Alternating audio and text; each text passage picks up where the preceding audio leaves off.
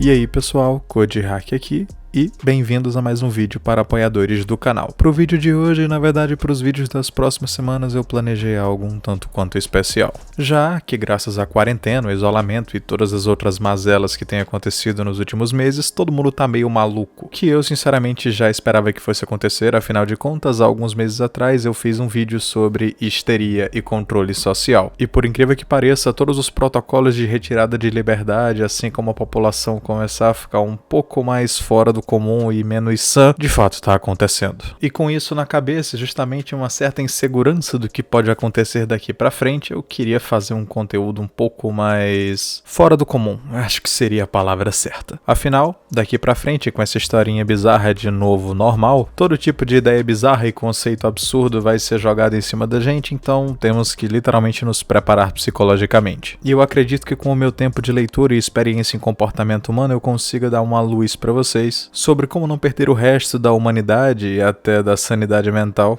que a gente tem dentro. E que depois de 4 ou 5 meses de quarentena, eu sei, já se encontra bem ameaçada. E que a partir disso a gente consegue extrapolar um futuro que é bem possível e até bem verossímil, dadas algumas coisas que vêm acontecendo. E também, por incrível que pareça, esse futuro não é necessariamente tão futuro assim, já que ele está disposto em uma série de obras que já foram publicadas há, bem, um certo tempo. E a parte que mais me espanta disso é que praticamente ninguém notou. Alguns dias atrás eu estava fazendo alguns gameplays pro meu segundo canal e me deparei com um jogo que eu já tinha na Steam há um bom tempo, chamado Rainer, e por ser um jogo bonito e de porradinha, eu pensei que daria algum conteúdo legal para conseguir falar por cima e jogar umas figurinhas, afinal vocês conhecem a proposta do Doritos de Neon. Literalmente, quanto mais simples e sincero, melhor. O que eu definitivamente não esperava é que esse jogo fosse mostrar mais sobre o nosso presente e o nosso futuro do que qualquer sociólogo poderia ao menos teorizar.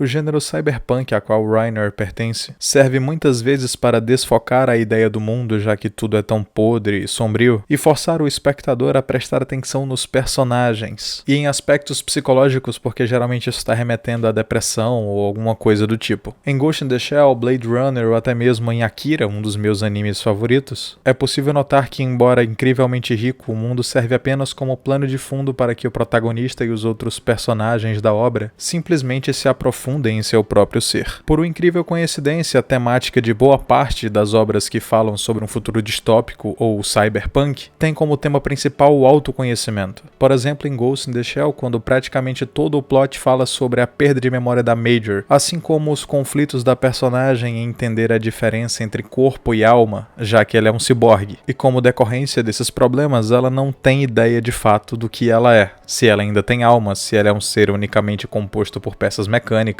ou até mesmo aonde está a sua humanidade, como ela de fato descobriria que ainda é de fato uma pessoa e não algo projetado. Essa espécie de vazio existencial é repetida em muitas pessoas no nosso tempo, quando elas fatidicamente acabam se afastando da ideia de transcendência e da ideia de um propósito de vida. E como praticamente nenhuma distopia cyberpunk que eu tive acesso de conhecer falava sobre Deus ou espiritualidade, eu acredito que mesmo de forma inconsciente os autores acabam explicando que quando você se distancia do que é realmente importante, você se sente perdido o tempo todo. E é justamente por estar perdido em um mundo completamente caótico que começamos Rainer. Um personagem que teve a sua mente hackeada e foi forçado a cometer alguns atos terroristas, consegue milagrosamente recobrar a sua consciência e busca vingança através de, bem, porrada e as habilidades do jogador, já que ele é a única coisa que resta depois do seu irmão ter sido assassinado. Após passar o primeiro nível e entender um pouco das mecânicas do jogo, somos jogados em uma ala pobre de uma cidade futurista e até bem estranha, chamada de Bangkok. Uma referência clara a Bangkok, que é uma grande cidade asiática extremamente caótica também.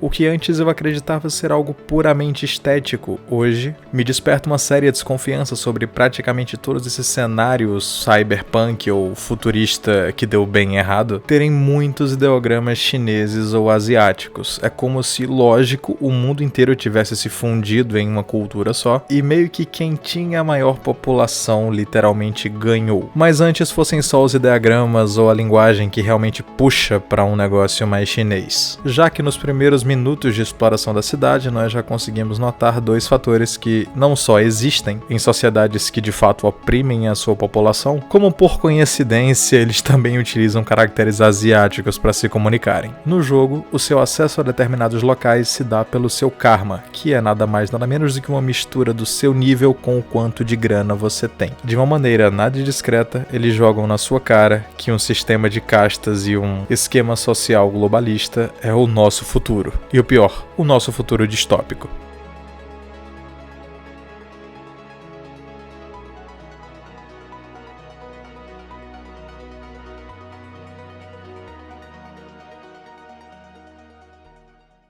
Ha! Eu peguei você. O vídeo não acabou não. Sossega. O conceito de cyberpunk nasceu em torno dos anos 70 e 80 nos RPGs e foi depois trazido para a literatura.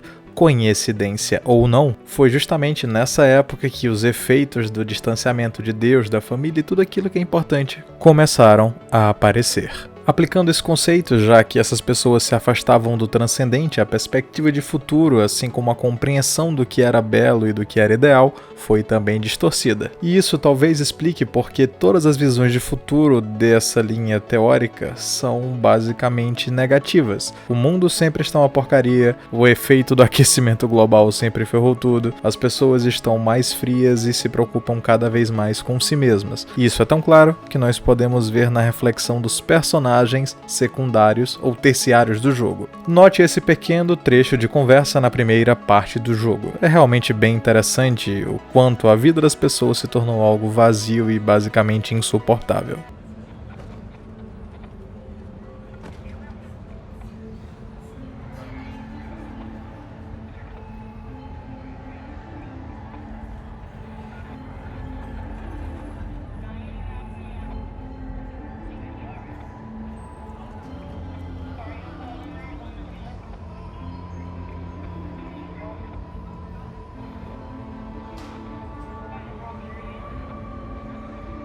O sistema de castas, que basicamente controla pelo karma quem é um cidadão de primeira, segunda ou terceira classe, força as pessoas a terem empregos medíocres. A lore do jogo é definitivamente clara quanto a isso quando ele te proíbe de entrar num bar pelo seu nível de karma, te fazendo então ter de negociar com algumas pessoas ou enfrentar algumas gangues na paulada para conseguir subir o seu nível de karma e assim ter acesso a certas partes do mapa. Bem parecido com o que acontece hoje na China, em que o cidadão é basicamente obrigado a falar bem do governo, ou pelo menos a ficar quieto, já que se ele tiver um karma ou uma pontuação social negativa, isso é muito Black Mirror, alguns serviços ditos como essenciais serão negados para ele e provavelmente para sua família também. E isso que eu acabei de dizer só fica mais e mais óbvio quando você encontra no lado direito do mapa uma câmera que segue você e muda de cor, como se estivesse mapeando o seu rosto, que foi o que basicamente tornou esse sistema de pontuação social possível, mostrando o quão real pode ser qualquer futuro distópico, pelo simples fato de que o negativismo das pessoas e a separação delas de Deus e de tudo aquilo que importa, como eu já falei aqui no vídeo, pode resultar no abandono de sua própria alma e, claro, na facilidade de ser controlado por qualquer corporação ou bilionário mal intencionado, pau no cu do Jorge Soros. Mas é claro que isso não poderia nunca ser possível sem o enfraquecimento mental e espiritual e lógico a glamorização das doenças e das drogas, que é o que trataremos no próximo capítulo dessa série. Eu sou o Code Hack, muitíssimo obrigado por apoiar o canal e até a próxima.